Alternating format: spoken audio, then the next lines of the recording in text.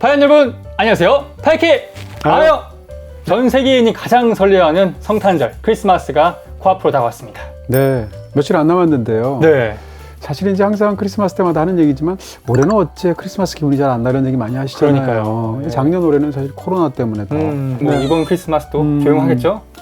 네, 그래서 저희라도 좀 네. 약간 좀 크리스마스 분위기를 내고 싶은 생각을 했고요. 네. 무엇보다도 이 크리스마스라는 게 사실 이제 당연히 이제 기독교 최고의 축일이지만 꼭 기독교인들뿐만 아니더라도 인류 문명사에서 굉장히 흥미로운 그런 사례이기도 하고요. 그렇죠. 네, 문화인류학적으로나 여러 가지로 흥미로워서 오늘 한번 이런 특별한 교양의 집사를 한번 준비해봤습니다. 네, 근데 평론가님 실례지만 네. 분위기는 저 혼자인 것 같은데요? 아니요, 저도 이거 그거 내신 거예요? 나름 신경 쓴 거예요. 저랑 뭐 네. 커플 옷이라도 하나. 자, 이렇게 해서 그러면 지금부터 들어가도록 하는데 일단 이 옷을 보니까 저는 아까부터 영화를 좋아하는 사람으로서 러브 액츄얼리 생각났어요. 틀리게 나오죠? 네, 러브 액츄얼리 영화를 보시면 그 여러 커플들이 나오는데 네. 그중에 영국 수상으로 휴 그랜트 나오잖아요. 그렇죠. 휴 그랜트가 이제 자기의 비서한테 사랑을 고백하러 크리스마스에 찾아가서 두 사람이 이제 하계회를 하는 그 장소까지 뒷좌석에 자리를 타는데 그 사이에 조카, 꼬마가 앉아요. 딱 요런 복장으로 여기 딱 앉아있거든요. 하계의 느낌입니다. 네, 그래서 딱 보시면 그 영화 생각이 나서. 오늘 주제 말이죠. 크리스마스에 대해 당신이 몰랐던 신기한 10가지 이야기입니다. 네. 근데 먼저 전제를 한 가지 말씀을 드려야 될 것 같은데. 네. 사실은 언제나 이제 기원에 관해서 무엇의 유래가 뭐다라고 얘기하는 것은 사실은 명확하게 어떤 특정한 문서가 있는 경우는 거의 없습니다. 예를 들면 무슨 전설도 있고 다른 문화에서 넘어온 부분들도 있고 여러 가지 요소들이 합쳐져서 말하자면 그 모든 요소들이 크리스마스라는 어떤 현재의 관행과 그런 추기를 만든 건데요. 그런 부분에서 제가 오늘 이제 이런저런 여러분들이 심지어는 한 번도 들어본 적이 없을 것 같은 굉장히 재미있으면서도 학구적인 이야기를 드릴 텐데 이것들이 단 하나에 반드시 그것만이 받아들여야 될 정설이다는 아닙니다. 그러니까 굉장히 많은 여러 가지 어떤 논문들도 있고 썰들도 있는데 그중에서 이런 굉장히 흥미로운 견해도 있다라는 정도로만 받아들였으면 좋겠습니다. 교양집사 첫 번째 가겠습니다. 크리스마스는 왜 12월 25일일까? 네. 예수님 탄생일 아닌가요? 그렇죠. 네. 근데 왜 크리스마스 12월 25일인가? 이제 기독교에서 많은 것들은 다 성경의 그 근거들이 있지 않습니까? 네. 성경에 근거가 없어요. 12월 25일이라는 게. 아, 보통 이제 예수의 일생을 다루는 것은 성경에 이제 4대 복음서가 있다고 그러잖아요. 마태복음, 마가복음, 누가복음, 요한복음. 이 중에서 주로 우리가 알고 있는 크리스마스에 관련된 거. 예를 들어서 뭐 말 구유에 누우셨다든지 무슨 베들레헴에 뜬 별을 보고 동방 박사들이 왔다든지 뭐 이런 얘기들이 있잖아요. 이런 것들은 주로 누가복음하고 마태복음에 있거든요. 근데 누가복음이나 마태복음 어디에도 예수님이 12월 25일 생이다라는 얘기는 없어요. 누가 정했죠, 그러면? 그러니까 이건 누가 정한 거죠. 교회가 정한 건데요. 왜 12월 25일로 정해졌을까 이런 얘기를 드리게 됩니다. 일단 예수 그리스도가 기독교인들이 보기에는 세상에 오게 된 이유가 중요한 겁니다. 그 이유는 뭔가 하면 세상을 구원하러 오신 거잖아요. 그러니까 부활이라는 사건이 훨씬 더 중요하지 초기 기독교에서는 예수가 언제 태어났나가 안 중요한 거예요. 근데 어쨌건 그런 상황에서 이제 초기의 기독교인들이 어느 순간부터 예수님의 생일을 축일로서 기념을 하게 되는데 언제인지 모르잖아요. 그래서 사람마다 다 생일들이 달랐어요. 지내는 게. 지역마다 다르고 통일이 되어 있지 않았단 말이죠. 근데 기독교에서 12월 25일이다 라고 한 최초의 문헌이 3세기에 나오게 되는데 3세기라는 것 자체가 벌써 200 몇십 년이 지난 거잖아요. 그러네요. 3세기 이제 히포리투스라는 굉장히 유명한 신학자가 있어요. 이 사람이 12월 25일이라고 계산한 거예요. 어떻게 계산했냐면 성경에서도 그렇고 기독교 문명권에서도 그렇고 다른 문화에서도 많이 그런데 옛날에는 이제 농경 문화가 있으니까 그런 상황 속에서 이제 춘분이라는 게 굉장히 중요했죠. 저희가 제 예전에 또 캘린더 얘기 했었잖아요. 작년 이맘때 했어요, 제가. 네. 그때도 살짝 해서 아마 보실 수 있을 텐데. 네. 제니얼리는 원래 11월이었다. 그러니까 말이에요. 밀려서 그렇게 됐다. 왜 그렇게 되는지 이런 얘기를 제가 한참 드렸었는데요.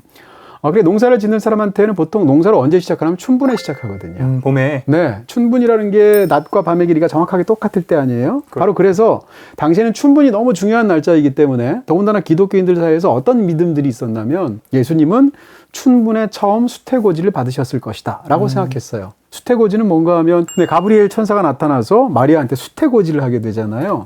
그날이 춘분이었을 것이다 라고 생각하는 거예요. 근데 우리는 보통 10달 만에 아이가 태어난다고 생각하잖아요. 서양에서는 9달 만에 태어난다고 생각하잖아요. 그래서 3월 25일로부터 그때 수태고지를 받았으니까 성령에 의해서 임신이 됐잖아요. 그리고 나서 9개월이 지났어요. 언제겠어요? 12월 25일이잖아요. 상당히 러프하게 잡았네요. 네, 그 당시에는 춘분이 3월 25일이었으니까. 그렇게 해서 12월 25일을 예수님이 태어난 날로 해야 된다. 라는 입장이었어요. 이게 히폴리투스의 견해였는데 그로부터 한 100년쯤 지나고 나서 4세기가 되면 교회에서 정한 거예요. 자, 이제 그러면 예수님의 태어나신 날은 12월 25일로 기념하자라고 해서 그게 지금까지 와서 이제 성탄절이 된 건데요. 그러면 왜 교회에서는 히폴리투스도 그랬었지만 12월 25일로 정했을까라는 건 교회 바깥의 입장이 또 있습니다. 주로 이제 문화 인류학자들이 하고 있는 이야기들인데 네. 인류학자들의 견해에 따르면 이 근동 지방들 그리고 뭐 그리스라든지 이쪽들 같은 데서 광범위하게 태양신을 숭배하는 어떤 그런 풍습이 있었던 거죠. 태양신이면 뭐 아폴론 같은 건가요? 뭐 그리스 신화에서는 그렇겠죠. 네. 각각마다 다르겠습니다만 뭐 태양신 라도 있고 그렇지 않습니까? 네. 근데 이런 상황에서 태양신을 섬기는 그런 어떤 일반적인 이교도들의 문화죠. 기독교의 입장에서 본다면. 근데 이교도들이 태양신의 축일로 섬긴 날이 12월 25일이라는 거예요. 왜냐하면 1년 12달을 보다 보면 태양이 가장 약할 때가 12월 25일쯤이에요. 생각해보면 그때가 밤의 길이가 가장 길잖아요. 겨울이니까 빛도 약하잖아요.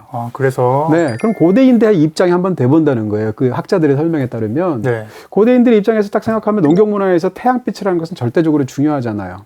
근데 겨울이 되고 해가 점점 짧아지고 햇빛도 약하게 되고 이렇게 되면 겨울이 되면 농경민들은 굉장히 공포스럽겠죠. 그래서 막 기도도 하고. 네. 뭐 예를 들어 태양이 안 뜨면 어떻게 될까? 태양이 영영 밝아지지 않으면 어떻게 될까? 이런 거 있었죠. 그래서 태양신에게 말하자면 본인들이 기도를 바치고 예배를 해서 태양신을 강화하는 광범위한 의식들이 있었다는 것이고 그때가 12월 25일인데 이게 또 로마에서는 로마력으로는 이때가 동지라는 거예요. 동지는 뭐 지금은 이제 우리 입장에서는 12월 25일이 아니지만 그 동지가 되게 되면 이제 이런 유럽이나 이런 데서 광범위하게 뭐라고 그럴까요? 동지 축제가 열리게 되는데 동지 축제는 보통 12월 24일부터 1월 6일까지 걸쳐서 이 동지 축제를 거창하게 이제 하게 된다는 것이죠. 이때는 또 겨울이니까 겨울이다 보니까 사람들이 이제 농번기가 아니니까 이런 종교 행사에 마음 놓고 들어갈 수도 있게 되고 또 빛을 희구하는 마음들도 있게 되고 해서 이런 동지 축제 혹은 뭐 태양신 숭배 이런 것하고도 관련이 되어 있다라는 또 일본의 학자들의 의견이 있죠. 근데 기독교도가 결국은 이제 팽창하는 과정에서 이교도들을 복속하게 되고 기독교인들로 교화시키게 되지 않습니까? 그런 과정에서 이들을 끌어들이기 위해서 그들에게 굉장히 익숙한 동지 축제일을 끌고 들어와서 크리스마스로 삼았다라는 견해가 있어요.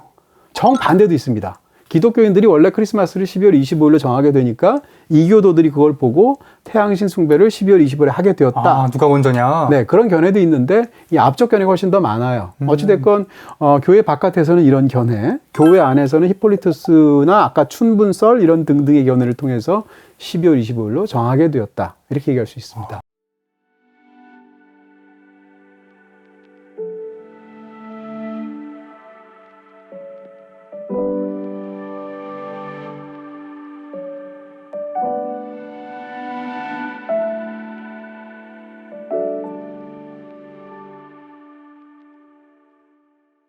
네, 두 번째입니다. 네.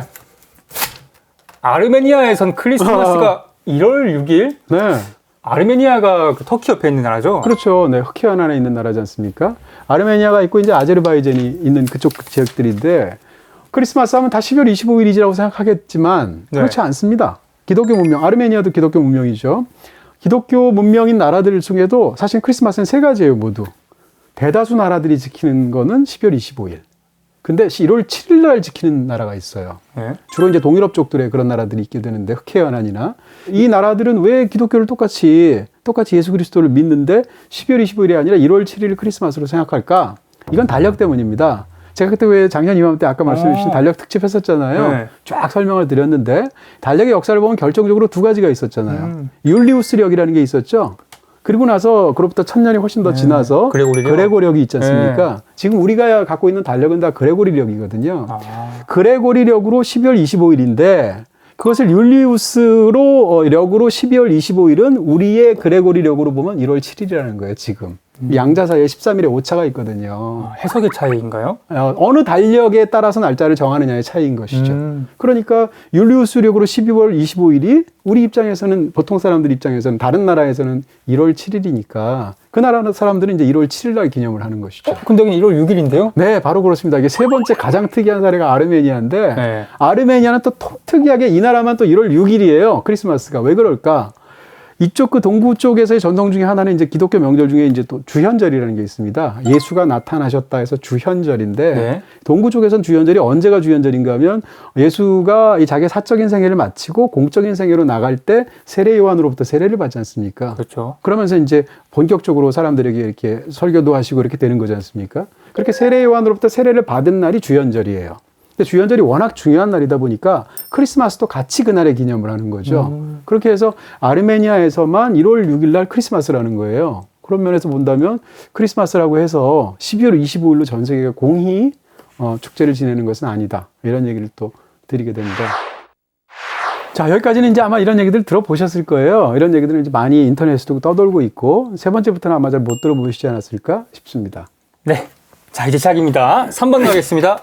아기 예수가 외양간에서 태어난 게 아니라고. 네. 아, 마구간. 책에서 본 굉장히 재밌는 사례인데요. 네. 이것도 역시 어떤 학자의 논문이에요. 일단 성경에 따르면 사람들이 아기 예수가 어떻게 태어났는가에 대해서 아주 간단히 얘기하면, 당시에 광범위하게 이제 유대 지방을 포함한 로마에서 인구 조사를 했죠.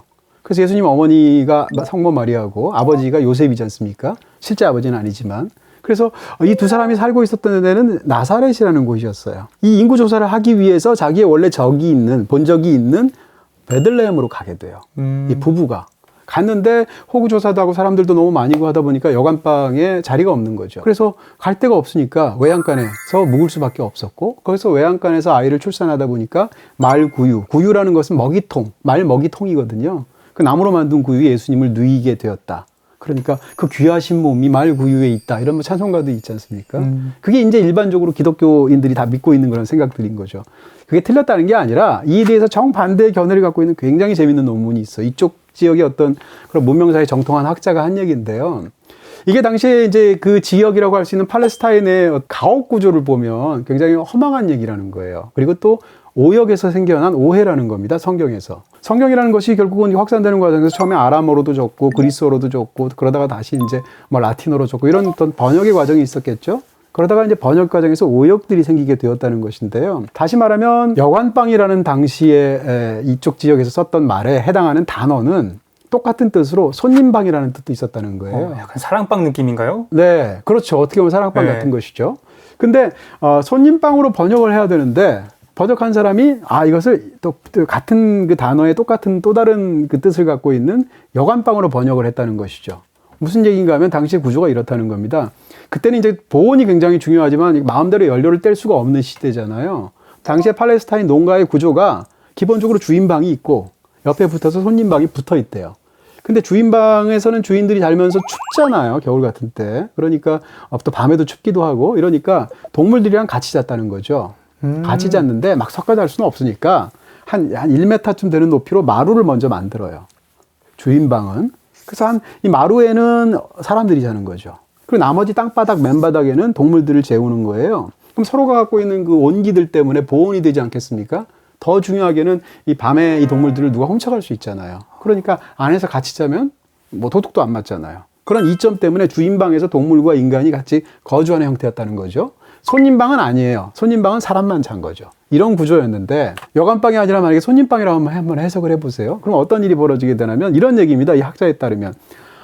그러니까 예수님의 부모가 이 지역에 온 거죠. 베들레헴으로. 근데 원래 원적지다 보니까 여기 다 옛날 사람들이 다 친척들이거든요. 친척들 입장에서 이 사람들이 왔는데 여관방에 재우면 예의가 아니라는 거예요. 기본적으로. 그러니까 기본적으로 이거 어떻게 보면 당시의 문화로 보면 친척들에 대한 모독이라고 볼 수도 있죠. 여관방이 아니라 번역이 잘못되어 있는 손님방에 다른 손님이 미리 와 있었던 거죠. 어떤 친척집에 가서 자려고 그랬는데. 근데 그 손님방에 자리가 없으니까 어떡하겠어요? 그럼 할 수 없지 뭐 해서 주인방에 들어가서 주인이랑 같이 잔 거예요. 옛날에 사람들이 다 모여 잤으니까. 근데 밤에 자는데 이 산기를 느껴서 출산을 하게 되죠. 아기 예수를. 그러니까 바로 옆에 밑에 있는 동물들이 있지 않습니까? 그 깨끗한 말구유 같은 게 있을 수도 있잖아요. 그 예수를 바로 옆에 있는 바닥에 있는 말구유에 뉘었다라는 것이죠. 이렇게 본다면 사실은 당시 팔레스타인 사람들 입장에서 보면 굉장히 자연스러운 얘기라는 거예요. 이 모든 이야기들이. 다시 말하면 예수님이 외양간에서 태어난 건 오역이라든지 팔레스타인의 구조를 모르기 때문에 생각나는 착각일 뿐이고 사실은 주인집에서 잤다는 거예요. 주인방에서. 그리고 다만 같이 살고 있는 그 동물들의 말 구유에 예수님을 누이게 되었다. 굉장히 그럴듯하잖아요. 네. 켄 베일리라는 학자가 한 얘기인데요. 어찌됐건 이런 부분에 생각하면 정말 그럴 수도 있겠다라는 생각이 들고, 그리고 또 여기에 대해서 많은 의문들이 있어요. 예를 들어서 당시에 팔레스타인에서 우리 현재 사람들이 생각하는 같은 그런 여관이 과연 있었는가라는 문제가 있을 수도 있고, 또 하나는 누가복음에 이 구절이 있는데, 누가복음에 여관방이라고 보통 번역했던 단어가 있잖아요. 아까 말했던 그 손님방이라고도 번역할 수 있는. 근데 그 여관방이라는 단어에 지칭하는 또 다른 단어가 있는데, 누가가 다른 구절에서는 또 그 구절을 썼다는 거예요. 얘기인 즉슨 여관방이라는 단어가 여기 또 다른 단어를 자기가 썼는데 여기서는 굳이 똑같은 여관방이라는 또 다른 철자를 갖고 있는 여관방을 쓸 리가 없잖아요. 그런 어떤 성경 안에서의 문제들 같은 걸 보면 이것은 오역이었을 것이다 라고 생각하는 것이죠. 콘텐츠의 바다 오션.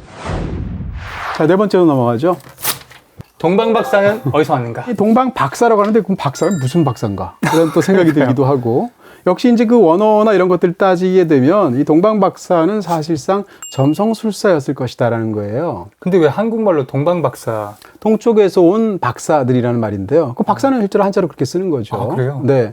근데 이 동방박사들은 이제 점성술이라는 건데, 고대에는 점성술, 천문학, 이게 너무너무 중요한 학문인 거잖아요. 근데 그 당시에 이 기원을 전후한 세기에 전 세계에서 천문학이 가장 발달한 곳이 어디냐? 바빌론인 거예요. 이 바빌론이라는 지역이 그때 왜 저희가 또 여러 번 한번 길가메시요? 네, 설명을 드렸던 것처럼, 바빌론은 요즘으로 얘기한다면 이제 티그리스 유프라테스 강 사이니까 이라크죠, 이라크 지역인데, 그러니까 팔레스타인 입장에서 보면 동쪽이 맞아요. 더 중요하게는 그때 그쪽에 천문학이 가장 발달했는데, 천문학의 그 역사를 보시게 되면 한 17세기쯤 오기 전까지, 그러니까 근대 이전까지는 천문학하고 점성술하고 구분이 안 돼요. 이 두 가지가 거의 사실상 붙어 있었단 말이에요. 네. 그런 측면에서 이 사람들은 요즘식으로 얘기하면 천문학 박사이고, 또 어떻게 얘기하면 점성술사라고도 말할 수 있는 거예요. 근데 그런 사람들이 동쪽을 보게 되는데, 거기에 베들레헴, 아까 그 머리에 쓰고 오신 그 큰 별 하나 있잖아요. 그걸 따라가게 되는 거지 않습니까? 그러다 그 별이 베들레헴에서 멈추니까 그 밑에 보니까 거기에 예수님이 누워 있어서 동방박사가 예배를 했다라는 게 성경에 나오는 얘기죠. 그래서 그 별은 일반적으로 혜성이라고 보죠. 근데 혜성에 대해서 관측되어서 기록되어 있는 당시의 사실하고 일치를 해요. 그런 부분에서 어떤 사람들은 이게 몇 년도에 있었던 구체적인 혜성을 보고 가게 되는 것인데, 그 여정은 대략 한 열흘에서 15일 정도면 이라크에서 팔레스타인까지 당시에 갔다는 거죠. 근데 그때 혜성은 기록에 보면 대략 한 70일 정도 머물러 있었다는 거예요. 이러니까 이런 관련된 것들이 성경에 기록된 것이 아닌가, 이렇게 보는 견해들이 있죠. 이것도 물론 이제 견해 중에 하나일 뿐이고, 또 한 가지는 이 동방박사들이 당시에 바빌론에 있었지만, 바빌론에 당시에 유태인들이 엄청나게 많았어요. 왜냐하면 굉장히 유명한 사건으로 바빌론의 유수라는 유명한 사건이 있죠. 네. 그러니까 신바빌로니아가 이 유대인들의 유다 왕국을 멸망시키죠. 대략 아마 BC 한 6세기나 7세기나 이때쯤 될 거예요. 근데 그런 시기에서 한 다음에 통째로 유태인들을 바빌로니아까지 끌고 가게 되거든요. 그게 바빌론의 유수라는 사건인데, 그러다 보니까 자연스럽게 나중에는 본국으로 돌아간 사람도 있지만 계속 거기 남아있는 사람들이 있어서 몇백 년이 지났지만 이 지역에, 바빌론에 굉장히 많은 유대인들이 살았다는 거예요. 그래서 유대인들 특유의 메시아 사상을 바빌론 사람들도 알고 있었다는 거죠. 이것은 사실은 다 메시아 사상하고 관련이 있거든요. 다윗의 동네에서 유대의 왕이 나오리라라는 것이고, 그 유대의 왕이라는 것이 예수 그리스도니까. 그런 측면에서 보면 이 사람들이 잘 알고 있는 메시아 사상과 유대인에 관한 이야기를 알고 있는 상황에서 이 천문학적인 지식, 점성술적인 지식이 굉장히 밝은데, 그런 해성을 보고 나서 찾아가서 그 메시아에 해당하는 예수 그리스도 아기 예수에게 경배를 드렸다, 이런 얘기죠. 네, 5번째 넘어갈까요? 산타클로스는 정작 크리스마스를 몰랐다. 이건 답부터 말씀드리면 딩동댕입니다. 네, 일단 산타클로스는 명확한 유래가 있어요. 누가 산타클로스냐 하면 기원이 있어요. 실존 인물이에요? 네, 성 니콜라스라는 사람이죠. 성 니콜라스라는 사람인데, 이 사람이 이제 굉장히 오래 고대에 어디에 살았던 사람인가 하면 터키에 살았던 사람이에요. 그 당시에는 이제 이슬람이 있기 전이죠. 이슬람이 있게 된 것은 7세기니까. 로마 때에? 네네, 그 이전이죠. 네. 그런 상황에서 이제 터키의 주교예요. 그러니까 당연히 기독교인이죠. 그 주교로서 이제 굉장히 선행을 많이 베푼 사람으로서 주변에서 칭송을 받았던 그런 성인이죠. 성 니콜라스니까. 근데 니콜라스 성인이 뭘로 유명했냐면, 젊어서 부모의 재산을 상속을 했는데 거대한 유산을 상속받은 거예요. 주교인데. 근데 자기가 상속받은 그 재산들을 자기를 위해 쓰지 않고 가난한 사람들에서 나눠줬어요. 아, 기부천사. 네, 그 중에서 특히 가난한 아이들한테 많이 줬어요. 네. 성탄절에 산타클로스가 아이들한테 선물을 나눠주잖아요. 네. 그런 것하고 관련이 되어 있고요. 이 사람과 관련해서 이제 그 산타클로스 하면 우리가 생각나는 게 있지 않습니까? 선물을 나눠준다, 뭐 굴뚝을 타고 온다, 양말에 집어넣어준다, 뭐 여러 가지 풍습 있죠. 이게 이미 그때부터 있었다는 거예요. 성 니콜라스의 그 전설에 관하면 이런 재밌는 전설이 있습니다. 마을에 굉장히 가난한 귀족이 있는데, 몰락한 귀족이죠. 귀족이 이제 딸이 셋이 있었는데, 그 당시에는 이제, 그때도 제가 한번 왜 우리 라스트 듀얼 때 한번 얘기한 적이 있었죠. 로마에서는 지참금 제도가 있었다고. 여자가 결혼을 하기 위해서는 지참금을 가져가야 돼요. 혼수를 해야 되는군요. 네네. 근데 지참금을 할 돈이 없어서 딸 셋을 전부 다 결혼을 못 보내는 그런 상황인 거죠. 귀족인데도. 네. 그래서 모르는 척하고 이 산타클로스, 그러니까 당시에 성 니콜라스가 선물을, 황금을 약간 소량을 가져가서 첫 번째 장녀를 시집 보낼 수 있을 지참금에 해당하는 황금을 열린 그 집의 창문에다 던져 넣었다는 거예요. 첫째 날. 둘째 날이 됐을 때 두 번째 딸을 시집 보낼 수 있을 그 정도의 지참금에 해당하는 황금을 던져 넣은 거죠. 세 번째 날 마지막으로 이제 던져 넣으러 갔는데 그날따라 창문이 잠긴 거예요. 네. 물이 잠겼으니까 어디다 던지겠어요? 굴뚝으로 던진 거죠. 아. 그래서 굴뚝으로 들어갔는데 하필이면 그때 이 빨래들을 해놔가지고 굴뚝 주변에 따뜻하니까 양말을 걸어놨었다는 거죠. 던진 그 황금 꾸러미가 양말 속으로 들어갔다는 거예요. 이 얘기가 마을에 퍼졌어요. 그래서 마을 사람들이 아니 그럼 혹시 나도 해서 벽난로 옆에다가 혹은 난로 옆에다가 굴뚝 밑에다가 양말을 두기 시작했다라는 전설이에요. 정색하고 이제 이 질문에 대답을 하면 산타클로스가 태어난 곳이 어디예요? 터키라고 그랬죠? 네. 평생 거기 살았다고 그랬죠? 터키에 술록이 어디 있어요?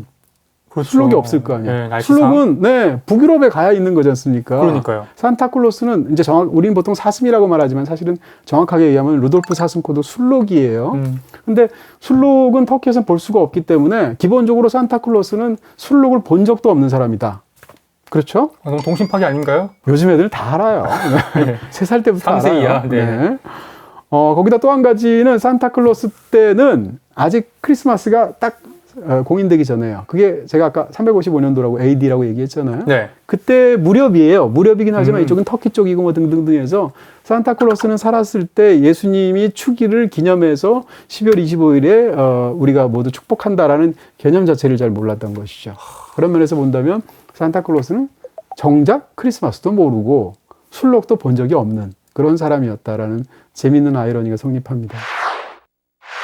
네, 6번째입니다. 산타클로스의 패션 센스의 기원은 사실 지금 이제 그 크리스마스 여러 가지 우리가 생각하면 떠오르는 많은 이미지들은 상업적인 부분이 당연히 있죠. 우리가 알고 있는 크리스마스의 많은 풍습들은 사실상 19세기쯤 특히 이제 1820년대에서 40년대 사이에 영국과 미국에서 확립된 어떤 방식이에요. 그리고 사실 여기에는 상업적으로 물건을 많이 팔거나 어떤 이윤을 추구하기 위해서 어떤 것들을 조장한 부분들도 있고. 약간 그 빼빼로데이 같은 느낌일까요? 네, 그렇죠. 네. 근데 어쨌건 오늘날 이제 산타클로스 하면 떠오르는 여러 가지 많은 것들이 있는데 원래 산타클로스는 아까 말씀드린 터키 사람이라고 얘기를 했지 않습니까? 네. 그러다가 이제 서서히 이제 그런 관념들이 퍼지게 된 거잖아요. 유럽에서 산타클로스에 대해서 가장 근대까지 가장 잘 이런 것들을 활용해서 성 니콜라스의 축일을 즐겼던 사람들, 기념했던 사람들이 네덜란드래요. 근데 네덜란드에서는 산타클로스는 뭐라고 불렀냐? 신타클라스라고 불렀대요. 네. 근데 산타가 네덜란드어로는 신타라고 말을 했었겠죠. 그 다음에 이제 클로스가 아니라 클라스라고 불렀다는 건데, 이 신타클라스인데 이 신타클라스의 축일을 기념했던 네덜란드 사람이 미국으로 진출하잖아요. 그러니까 북아메리카로 진출하게 돼서 뉴욕이 원래 뉴욕 전에 뭐라고 했었죠? 제가 예전에도 한번 설명드렸는데. 뉴올리언스? 네. 뭐 뉴올리언스는 아예 밑에 있고요. 뉴 암스테르담이라고 했었죠. 예. 네, 암스테르담이 바로 그러니까 기억나시죠? 네. 네. 근데 뉴 암스테르담에 있는 네덜란드군을 영국군이 몰아내고 뉴욕이라고 이름을 붙인 거거든요. 그러니까 뉴욕이 이전에 뉴 암스테르담일 때는 거기 네덜란드 사람들이 있었단 말이에요. 미국에. 근데 그 뉴 암스테르담 사람들이 신타클라스에 대한 자신들의 믿음을 끌고 간 거죠. 그래서 미국 사람들한테 전파시킨 거예요. 이런 일반적인 해석들이 있고요. 그래서 이제 그것을 영어로 해서 신타클라스가 산타클로스가 된 거죠. 그렇게 해서 산타클로스를 이제 미국에서 특히 이제 오늘날 산타클로스에 관한 많은 것들은 사실은 미국하고 관련이 있다는 것이고요. 그리고 이제 또 다른 1820년대에 어떤 사람이 시를 쓰게 되는데 시인이 그 시의 제목이 뭐냐? 성 니콜라스의 방문이라는 시를 써요. 거기서 역사상 최초로 산타클로스가 사슴이 몰고 다니는 썰매를 타고 날아다니는 이야기가 시 속에 들어가 있어요. 아, 그때 처음으로 네. 산타클로스의 그런 그렇죠, 전체적인 그렇죠. 모습들이. 네, 그러면서 시에서도 굉장히 경건한 크리스마스의 어떤 그런 것들을 권고하는 그런 내용이 담겨 있는 그런 시를 쓰게 됐는데, 이 시가 이제 뭐 신문에도 실리게 되고 잘 알려지게 되면서 산타클로스 형태가 만들어진 거죠. 마지막으로 결정적으로 이것도 이론들은 있지만 1930년대가 되면 코카콜라가 광고를 하게 되죠. 그래서 코카콜라 광고 속에서 산타클로스가 등장하는데, 처음으로 이 빨간색 외투를 입고 흰테가 둘러져 있고 이 가죽 벨트를 메고 있는, 우리가 알고 있는 바로 이 산타클로스의 이 모양 자체가 사실은 1930년대에 코카콜라가 만들어낸 것이다 라는 어떤 퍼져 있는 이야기가 아, 있죠. 예. 또 코카콜라 하면 또 빨간색 아니겠습니까? 그렇습니다. 네. 근데 여기에 대해서 제가 지금 진짜 드리고 싶은 얘기는 사실 다른 얘기인데, 굉장히 재밌는 또 다른 논문이 있어요. 패트릭 하딩이라는 학자가 한 얘기인데, 네. 코카콜라 때문에 이게 빨간색 이런 게 온 게 아니다. 북유럽의 아주 오래된 고대 문명의 어떤 전통이 변형된 것이다라고 말을 해요. 무슨 얘기인가 하면, 북유럽 지역에서 광범위하게 광대버섯이라는 게 있다는 거예요. 근데 광대버섯이 어떻게 생겼냐면 기본적으로는 빨간색인데 거기 하얀 점들이 있대요. 바로 산타클로스의 어떤 그런 그 모양을 생각할 때 생각나는 그 두 가지 색깔들이죠. 근데 광대버섯이 독성이 있는데, 고대의 샤먼들, 그러니까 무당들이죠. 이 지역에 이제 기독교 문명이 오기 전에 이 샤먼들이 광대버섯이 독성인데 독성을 제거하는 법을 알았다는 거고, 그런 상태에서 버섯을 먹게 되면 환각 상태에 빠진다는 거죠. 환각 상태에 빠지면 샤먼은 그런 게 필요하지 않습니까? 환각 상태에서 정령들을 만나게 되고, 그 정령들로부터 받아온 지식을 통해서 사람들을 선물로서 치유를 해줬다는 거예요. 그게 이제 일반적으로 무당이나 샤먼들이 말하자면 의사 역할들을 했던 그런 고대 사례들이 많잖아요. 그렇죠. 근데 재밌는 거는 이 북유럽에서 뭐라고 할까요? 이 지역 사람들이 살 때 굉장히 광범위한 주거 형태가 천막으로 집을 지었다는 건데, 이 천막집의 특색이 뭔가 하면 굴뚝하고 문이 같다는 거예요. 그러니까 문을 굴뚝으로 사용을 했다는 거예요. 다시 말하면 산타클로스가 굴뚝을 타고 들어간다는 얘기는 그냥 문으로 들어갔다는 얘기죠. 왜냐하면 문이 굴뚝인 집의 구조를 갖고 있으니까. 그리고 문을 들고 왜 들어가느냐? 치료하기 위해서 가죠, 무당은. 샤먼은 거기서 사람들이 아플 때 종교적인 방식으로 치료하려고 들어가는 거지 않습니까? 그리고 이 무당들의 상당수가 사슴을 길렀다는 거예요. 근데 사슴들의 이상한 식습관 중에 하나가 광대버섯을 먹고 자기의 주인인 샤먼이 소변을 본 그 눈을 먹었다는 거죠.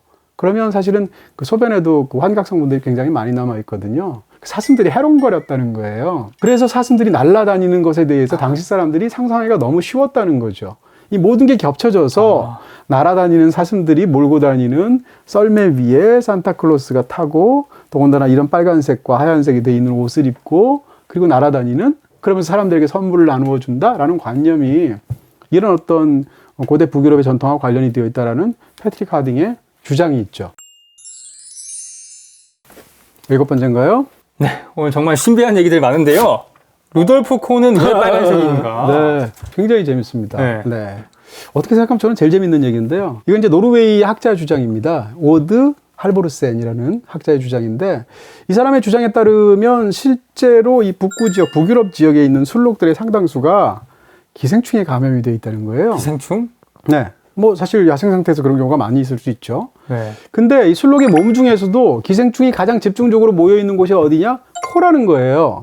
왜냐하면 코가 뼈가 있고 뼈 위를 상당수의 이렇게 많은 이 혈액 그 막 같은 것을 뒤덮여 있는데, 여기가 만약에 집중적으로 기생충에 감염이 되면 빨간색으로 보인다는 것이죠. 아, 코에 또 혈관이 많잖아요. 네네네. 바로 그런 여러 가지 이유로. 네. 그런 의미에서 루돌프 사슴코가 만약에 빨갛다면, 이 작가의 추정에 따르면 루돌프 사슴코를 사실 만든 거지만, 그럼에도 불구하고 그 사슴은 기생충에 걸려서 코가 빨 확률이 굉장히 높다라는 설명입니다. 루돌프라는 것 자체가 만들어낸 거니까 이게 기본적인 유머에 토대한 거지만, 이런 설명은 사실은 굉장히 과학적인 설명이죠. 어쨌든 그래 흥미로운데, 의외로 사람들이 이제 루돌프에 대해서 잘 몰라. 이게 창작을 했는데 정말로 상업주의로 백화점에서 만든 거거든요. 아, 1930년대, 딱 얘기가 있어요. 아까 말씀드렸던 어떤 1820년대에 만들어진 시가 있다고 그랬었죠. 네. 성 니콜라스의 방문에 보면. 네. 거기에 그 산타 할아버지가 몰고 다니는 썰매를 몇 마리의 사슴이 끌려 쓰는지가 써 있어요. 8마리거든요. 그러다가 이제 20세기로 넘어왔잖아요. 미국에 있는 한 백화점에서, 자, 우리가 크리스마스가 되니까 물건 많이 팔아야 되니까, 그래서 동화 하나를 지어달라고, 프로모션을 하기 위해서. 그래서 그 작가가 로버트 메이라는 사람인데, 자기가 만든 동화가 바로 우리가 알고 있는 루돌프 사슴코예요. 그로부터 딱 10년이 지나서 이 얘기가 유명해지니까 1949년도에 나온 노래가 우리가 잘 알고 있는 루돌프 사슴코는 이 노래예요. 와. 그 가사 딱 그대로입니다. 루돌프가 코가 빨개요. 그때는 자기가 기생충에 걸린 걸 몰랐겠죠. 근데 이 빨간 코를 갖고 있기 때문에 다른 사슴들이 루돌프를 놀려요. 그러니까 이 루돌프가 너무 내성적이니까 밖에도 못 나가고 너무 상처를 받아가지고 있는 거죠. 근데 어느 성탄절이 됐는데 유독 그해 크리스마스에는 안개가 너무 쫙 낀 거예요. 너무 어둡잖아요. 근데 이제 산타클로스가 얘기를 들으니까 루돌프라는 사슴이 있는데 코가 빨갛대. 그러면 너는 코가 빨그니 썰매를 끌어주렴. 이렇게 가서 제안을 하죠. 그래서 그동안은 계속 그 좌절하고 혼자 내성적으로 방구석에 처박혀 있던 사슴이 산타클로스의 부음에 따라 나와서 8마리의 사슴을 이끌면서 정가운데 센터로 이걸 한번 이끌게 되고 그 이후로부터 나머지 사슴들의 술록들의 존경을 받게 되었다. 이런 얘기거든요. 이런 어떤 뒷얘기를 갖고 있는데 어찌됐건 이 루돌프 뒷얘기도 재밌고 로버트 메이 자체가 어렸을 때 너무 내성적이어가지고 상처가 심했대요. 그 자기의 어떤 그런 상처를 트라우마를 사실은 루돌프 짐승 속에 넣어서 이런 재밌는 동화를 만들어낸 케이스입니다. 왜 메리 크리스마스라고 인사할까에 대해서 사람들이 잘 궁금해하지 않죠? 네, 너무 당연한 걸로 생각하잖아요. 네. 이것도 굉장히 재밌는 어떤 뒷얘기가 있는데 명확한 역사적인 부분이 있습니다. 뭔가 이렇게 크리스마스 인사를 해야 되잖아요. 메리 크리스마스 해도 되고 뭐 해피 크리스마스 해도 되겠죠. 또 다른 크리스마스 인사가 있을 수도 있잖아요. 원래는 19세기 초반까지는 경쟁하는 여러 가지 축하하는 말이 있었다는 거죠. 영국에서. 근데 크리스마스 역사에 관한 책들을 보면 1843년도가 결정적인 해가 됩니다. 이 해에 뭐가 나왔는가? 크리스마스에 관한 세상에서 가장 유명한 소설이 창작됐어요. 크리스마스 캐롤. 찰스 디킨스. 스크루지 네. 할아버지 나오지 않습니까? 아, 과거의 유령, 미래의 유령 알잖아요. 스크루지가 그때. 네네. 찰스 디킨스가 만든 거거든요. 네. 근데 찰스 디킨스가 그 책을 쓰면서 당시에 크리스마스 인사들이 여러 가지 있는데 그 책에서 집중적으로 메리 크리스마스를 썼어요. 실제로 소설에 보면. 그러니까 이 소설이 워낙 당대의 슈퍼 베스트셀러였고 많이 알려지다 보니까 메리 크리스마스라는 말 자체가 쉽게 얘기하면 표준적인 인사로 어떤 자리에 위치에 처하겠다는 것이고 1843년도는 동시에 세계 최초로 영국에서 크리스마스 카드가 팔린 해예요. 1실링에 팔렸다고 하는데 카드 한 장에 그 당시에 1실링은 노동자 하루 일당이었대요. 굉장히 비싼 거죠. 그러네요. 네. 근데 어찌됐건 1실링으로 했는데 그때 그 사람도 하필이면 여러 가지 크리스마스에 관한 그 인사법 중에서 메리 크리스마스라는 그 말을 그 문구에 집어넣었고 뒤에 또 뭐라고 붙였냐면 크리스마스 하루만 팔면 너무 많이 안 되니까 새해 인사까지 붙여서 해피 뉴 이어라고 뒤를 붙인 거예요. 만약에 이 사람이 붙일 때 해피 크리스마스 앤 메리 뉴 이어 이럴 수도 있지 않습니까? 그러면 얘기가 혹시 또 달라졌을 수도 있죠. 어찌됐건 이런 1843년도에 있었던 결정적인 이 두 가지 어떤 문화적인 이유 때문에 메리 크리스마스가 표준적인 인사말로 정착되었다라는 견해가 있는 거죠. 물론 그렇게 보지 않고 또 다른 말을 할 수 있는 분들도 있겠지만 근데 사실은 이제 요즘은 최근에 이제 해피 크리스마스를 쓰는 사람도 점점 늘고 있고, 그 이유 중에 하나가 이 영미권에서 특히 이제 19세기에 영국에서는 메리라는 말 자체가 즐거운데 술 마셔서 즐겁다라는 뜻이 있었대요. 취해서 즐겁다. 그러니까 별로 바람직하지 않잖아요. 경건한 사람들이 보니까. 그래서 영국 왕가에서는 메리 크리스마스 대신에 해피 크리스마스를 더 많이 쓰는 전통이 19세기 말부터 생겼대요. 실제로 지금 영국 여왕이 엘리자베스 2세지 않습니까? 엘리자베스 2세가 이제 크리스마스가 되면 이제 국민들한테 이렇게 성탄 인사를 하는데 거의 대부분 엘리자베스 2세는 해피 크리스마스라고 한대요. 메리 크리스마스라고 안 하고. 이런 유래들을 갖고 있어서 굉장히 흥미로운 측면들이 있습니다. 9번째, 크리스마스란 어떤 뜻일까요? 네, 이거 아주 간단하게 얘기할 수 있습니다. 명확하게 크리스라는 것은 이제 크라이스트, 예수님이고요. 그리스도이고요. 지저스 크라이스트. 네네. 마스라는 것은 영어에서도 이 가톨릭의 미사를 MASS라고 쓰지 않습니까? 그 미사란 뜻이에요. 그러니까 다시 말하면 그리스도의 탄생을 기념하는 종교의식이란 뜻입니다. 모임 같은 느낌이네요. 네, 예배를 말하는 거겠죠. 그런 부분에서 크리스마스를 위한 미사, 크리스마스를 위한 예배이란 뜻이죠. 서양에선 왜 크리스마스에 많이 싸울까? 네, 저도 이제 굉장히 재밌는 그런 사례로 봐서 굉장히 흥미로웠는데 뭐라고 할까요? 이제 우리는 명절에 보통 불화가 있잖아요, 가족에. 제일 많이 싸울 것 같아요. 뭐 세분사면은. 그러니까 말이에요. 근데 서양에서는 뭐 특별히 물론 추수감사절이 있지만 네. 그런 명절의 느낌이 좀 다르죠. 그러니까 거기서는 이제 크리스마스가 명절인 건데 그러다 보니까 크리스마스에 유독 많이 싸운다는 통계가 있대요. 네, 그래서 이제 관련된 걸 주셔가지고 찾아봤는데 인디펜던트라는 이제 영국의 일간지가 있죠. 거기서 2012년도에 이제 굉장히 크게 광범위하게 한 설문조사 결과를 제가 봐서 그걸 말씀을 드리려고 합니다. 거기에 보면 이제 영국 사람들의 경우에 한 가정당 한 크리스마스에 선물을 30개 받는데요. 평균. 뭐 가족 구성원이 뭐 2명일 수도 있고 4명일 수도 있지만 어쨌든 굉장히 많죠. 네. 그럴 정도로 이제 크리스마스에 선물이 일반적이라는 얘기고요. 그 다음에 크리스마스당 한 집에서 5번 싸운대요. 그럴 정도로 많이 싸운다는 거죠. 한 집에서 5번이요? 네, 주로 이제 부부가 싸우겠죠. 네. 근데 이 싸우는 이유가 뭔가를 또 조사를 했어요. 그래서 1위부터 5위까지 제가 말씀을 간단히 드리는 걸로. 자, 1위는 명절하고 똑같은데 음식 준비 때문에 싸운답니다. 제일 많이 싸우는 건 크리스마스 음식 준비, 칠면조 같은 거. 네, 2등은 술 때문에 싸운다고 하고요. 3등은 텔레비전 프로그램을 뭘 볼까? 아. 채널 쟁탈권? 네. 아, BTV를 세컨 TV로 가입하시면 그러시면 어떠십니다. 자, 3등은 이제 TV 채널권 가지고 놓고 싸우고, 4등은 음식을 먹었으면 설거지 해야 되잖아요. 설거지 가지고 놓고 싸우는 게. 주로 집안일이군요. 네. 마지막으로 5번째는 가족끼리 모여서 이제 명절을 즐긴답시고 크리스마스랍시고 보드게임을 하는데 보드게임 하다가 또 그렇게 많이 싸운답니다. 그래서 1위부터 5위까지인데 승부욕 때문에. 네. 이 구체적인 어떤 순위 같은 건 다르다 할지라도 서양이나 한국이나 똑같네요, 완전히. 차이가 없죠. 아, 너무 재밌네. 네, 그쪽에서도 며느리들이 크리스마스에 스트레스 받지 않으실까? 물론 대가족제는 아니겠습니다만. 평론가님, 그 흔하디 흔한 그 크리스마스 영화 추천에 더 이상 질렸습니다. 아, 언제까지 나 홀로 집에 와? 그쵸?